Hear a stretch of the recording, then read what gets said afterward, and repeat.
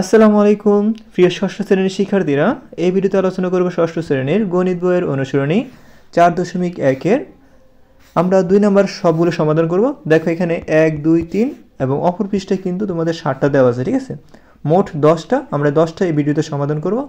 ধৈর্য সহকারে যদি ভিডিওটি দেখো অবশ্যই তুমি সবগুলো অঙ্ক বুঝতে পারবে, ওকে? আর যদি কোনো অঙ্ক না বুঝতে পারো অবশ্যই কমেন্টে তোমরা কমেন্ট করবা, আমি কমেন্টে রিপ্লাই দেওয়ার চেষ্টা করব, ওকে?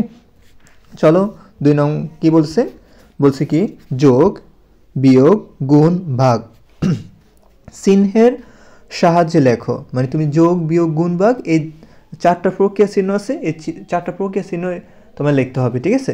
মানে চিহ্ন ব্যবহার করতে হবে তোমার। দেখো এখানে 1 নম্বর কি বলছে, x এর 4 গুণের সাথে x এর 4 গুণ, x এর 4 গুণ মানে হলো কি বলতো 4x, x এর 4 গুণ কি বলতো 4x। যদি বলতো x এর 3 গুণ মানে হতো কি 3x, ওকে? 3 এর সাথে x কি অবস্থা আছে বলতো গুণ অবস্থা আছে। 3 এর সাথে এর 3 হলো এটা তোমার সংখ্যা, আর x হলো কি বলতো চলক। চলকের সাথে চলক আর সংখ্যা যদি পাশাপাশি থাকে বুঝবে যে এই চলকের সাথে আর সংখ্যার সাথে কি অবস্থা আছে গুণ অবস্থা আছে, ঠিক আছে? মানে এই গুণ আছে, ঠিক আছে? তো 3 এর সাথে x কি অবস্থা আছে বলতো গুণ অবস্থা আছে। মানে তুমি এভাবে লিখতে পারো 3 গুণ x, এভাবে লেখা যায়। তো এইভাবে থেকে সবচেয়ে সুন্দর নিয়ম হলো 3x, এভাবে লিখতে হয়, ঠিক আছে? তো চলো আমরা এই 1 নম্বর সমাধান করি। দেখো 1 নম্বরে আমাদের যে প্রশ্ন ছিল যে আমরা কি করব, x এর 4 গুণের সাথে y এর 5 গুণ যোগ করব, ঠিক আছে? তো x এর 4 গুণ, তো আমরা লিখতে পারি x এর 4 গুণ, x এর 4 গুণ কি হয়, x এর 4 গুণ হলো 4x। আচ্ছা, এবং এই যে কি বলছে এখানে y এর 5 গুণ, তো আমরা লিখতে পারি y এর 5 গুণ মানে হলো কি 5x, ওকে? তো কি বলছে শেষে কি বলছে যোগ করতে বলছে নাকি, এগুলো কি করতে হবে যোগ করতে হবে। তো নিম্নে যোগ ইকুয়াল লিখতে পারি কি 4x প্লাস, মানে যোগ বলছে সেজন্য কি আমরা যোগ চিহ্ন দিলাম। তারপরে কার সাথে যোগ 5x এর সাথে যোগ, সরি 5y, এখানে সরি এখানে x না এটা y হবে, ওকে? 5y, এটা হবে 5y, এটা x হবে না 5y। তো লিখবে কি এখানে 5y, এটা হলো অ্যান্সার। তারপর দেখো এখানে 2 নং কি বলছে, 2 নং বলছে যে a এর দ্বিগুণ থেকে b বিয়োগ মানে হলো a এর দ্বিগুণ, মানে a এর দ্বিগুণ কি 2a, 2a কে কি বলা হয় a এর দ্বিগুণ, মানে a এর সাথে 2 কি অবস্থা আছে গুণ অবস্থা আছে। তো a এর দ্বিগুণ মানে হলো 2a, a এর 3 গুণ মানে হলো 3a, ওকে? এবারে কি নির্ণয় বিয়োগ করব, আমরা কি করব নির্ণয় বিয়োগ মানে হলো এই a এর দ্বিগুণ, a এর দ্বিগুণ কি 2a থেকে কি করব বিয়োগ মানে হলো বিয়োগ চিহ্ন, তারপরে কি বলতো b, এই b দিব, এলো অ্যান্সার।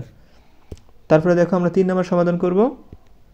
3 নম্বর কি বলছে দেখি, বলছে কি একটি সংখ্যার 3 গুণের সাথে অপর একটি সংখ্যা দ্বিগুণ যোগ। মানে একটি সংখ্যা, তুমি একটা সংখ্যা মনে নিবা, মনে মনে ভাববা। চলো একটি সংখ্যা x হলে, মানে আমরা একটি সংখ্যা আমরা x ধরতে পারি, y ধরতে পারি, z ধরতে পারি, a ধরতে পারি, তুমি ইচ্ছা তুমি ধরতে পারো। তো বেশিরভাগ ক্ষেত্রে একটি সংখ্যা x ধরা হয়। সংখ্যাটির 3 গুণ হলো, সংখ্যাটির 3 গুণ কি বলতো 3x, ওকে? কি বলতো 3x, এবং অপর সংখ্যা হলো y। কি বলছে অপর সংখ্যা একটি সংখ্যার দ্বিগুণ হবে। তো অপর সংখ্যা আমরা বললাম কি বলতো y, এই সংখ্যাটির দ্বিগুণ মানে কি 2y হবে। মানে অপর একটা সংখ্যা নিবা সেটা কি দ্বিগুণ হবে, তো অপর একটি সংখ্যা নিলাম y, ঠিক আছে? তার দ্বিগুণ কি বলতো 2y হবে। তো কি বলছে শেষে বলছে কি যোগ, তো আমরা কি করব নির্ণয় যোগ, ঠিক আছে? প্রথম হয়েছে 3x যোগ এই 3x লেখা হলো, তারপরে হয়েছে কি 2y, এই 2y যোগ করা হলো 3x প্লাস 2y, এটা হলো তোমার যোগ চিহ্ন। যদি বিয়োগ বলতো আমরা এখানে বিয়োগ চিহ্ন দিতাম, তো এখানে যোগ চিহ্ন বলছে যোগ করতে বলছে সেজন্য আমরা কি করলাম যোগ চিহ্ন দিলাম।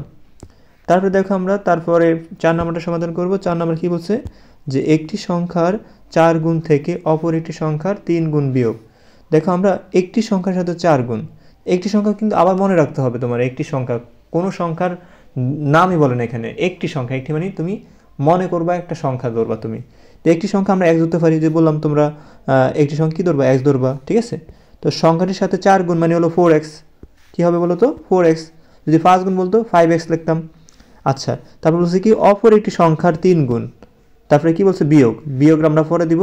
তো অপর একটি সংখ্যা বের করতে হবে, অপর একটি সংখ্যা আমরা y ধরতে পারি।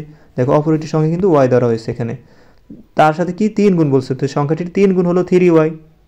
এবার কি বলছে বিয়োগ করতে বলছে, তো নির্ণয় বিয়োগ, তো আমরা কি করতে পারি এই 4x লিখবো, তারপর বিয়োগ, তারপরে কি লিখবো 3y লিখবো 3y, এটা হলো অ্যান্সার, ওকে? তারপরে দেখো আমরা 5 নাম্বার সমাধান করবো, ঠিক আছে। 5 নাম্বার কি বলছে, সরি,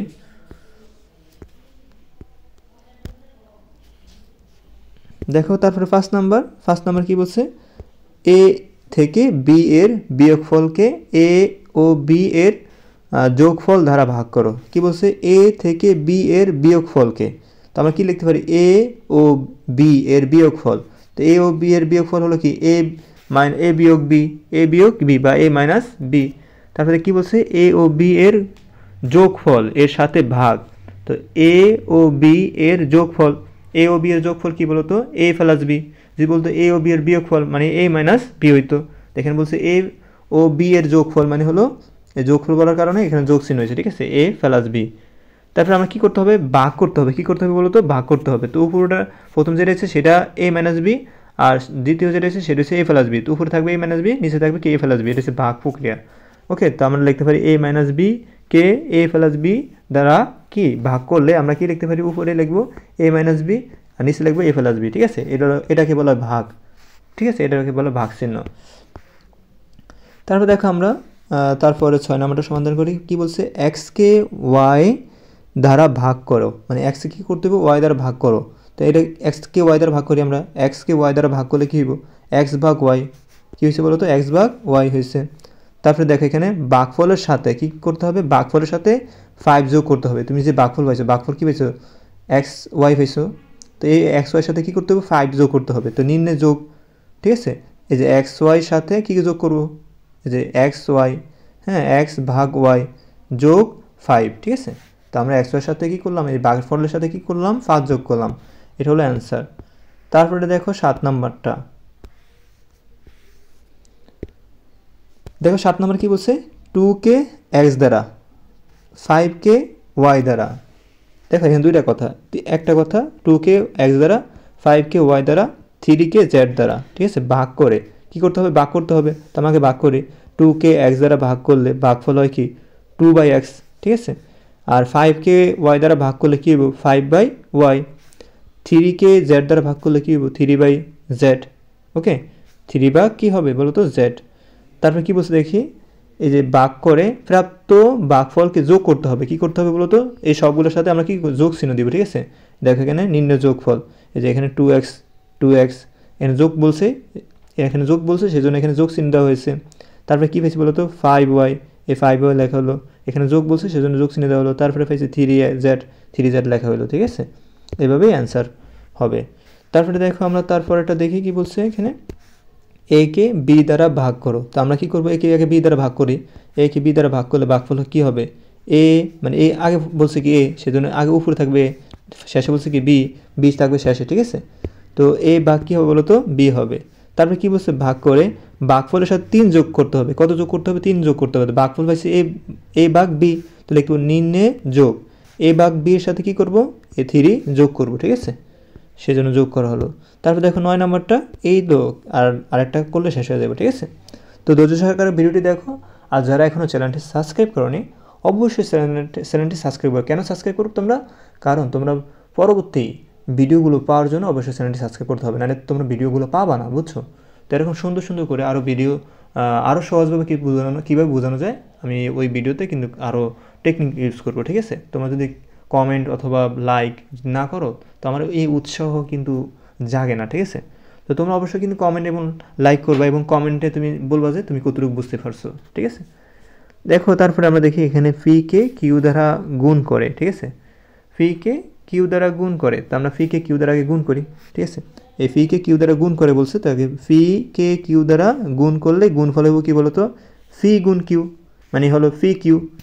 আচ্ছা, ফির সাথে কিউ অবস্থা কি, ফির সাথে কিউ কি গুণ অবস্থা আছে, তো ফি কিউ লিখতে পারি।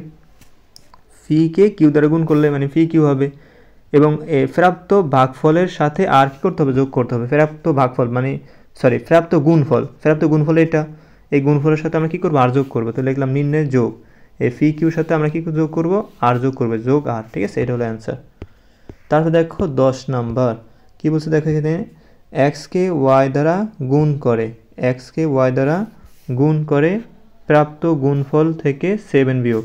এক্সকে ওয়াই দ্বারা গুণ করে প্রাপ্ত গুণফল থেকে 7 বিয়োগ। তো এক্সকে ওয়াই দ্বারা গুণ করে, তো আমরা দেখি এখানে এক্সকে ওয়াই দ্বারা গুণ করলে গুণফল হবে কি বলো তো এক্স ওয়াই, কী হবে বলো তো এক্স ওয়াই। ওকে, তো গুণফল থেকে 7 কী করতে হবে বলো তো বিয়োগ করতে হবে। গুণফল পাইছি কি বলো তো এক্স ওয়াই গুণফল পাইছি না আমরা, দেখো এখানে এক্সকে ওয়াই দ্বারা গুণ করে, তো এক্সকে ওয়াই দ্বারা গুণ করে কী পাইছি এক্স ওয়াই পাইছি, এটা কি গুণফল না, অবশ্যই গুণফল।